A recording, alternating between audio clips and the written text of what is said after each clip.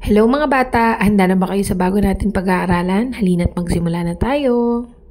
Kahapon pinag-aralan natin ang pictograph. Ang ating mensahe ay nauunawaan ko ang mga bagay ayon sa biswal na presentasyon. Picture illustration. Ano nga ba ang ibig sabihin ng picture illustration?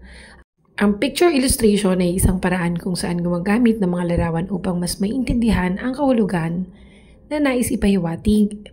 Sa paaralan, ginagamit natin ito sa alpabetong Pilipino, katulad nito.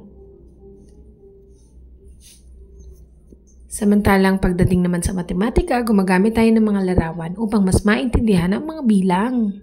Narito ang halimbawa, ano ang nais ipahiwatig ng larawan? Ito kaya mo bang gawan ito ng kwento? Ano ang ibig sabihin ng larawang ito?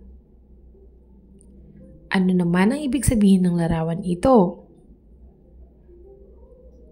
Samantalang ito naman ay nagpapahiwatig ng ano? Tandaan, ang mga larawan ay maaaring makatulong upang mas madaling maintindihan ang mga impormasyon sa ating paligid. Oras na para sa gawain. Sagutin ang mga katanungan dito sa picture graph. Pagkilala sa mga letra, balikan natin ang tunog ng letrang V, VA. Halina't sabay-sabay basahin ang mga pantig na to mga bata. Ito pa, sa tulong ng inyong mga guro, basahin din ito. Sa anong pantig mayroon ang mga larawan? Veterinarian, V. Voice, VO. Visitors, V. Van, V. Vegetables, V. Vacuum, V. At ngayon naman ay oras na para sa inyong mga gawain mga bata. Kulayan ang mga titik V. Pagkilala sa mga bilang.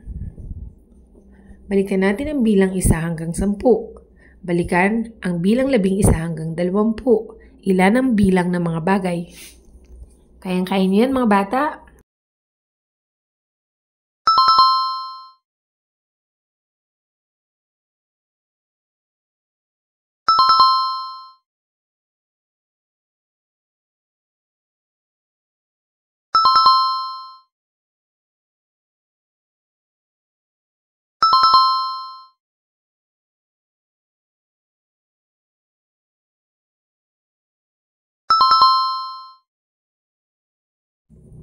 Ngayon, oras na para sa gawain, isulat ang tamang bilang ng mga larawan. At para naman sa ating wrap-up time ngayong araw na to, tinalakay natin ang picture illustration. Binalikan din natin ang letrang V at ang bilang wala hanggang 20. Paalam mga bata, hanggang sa muli!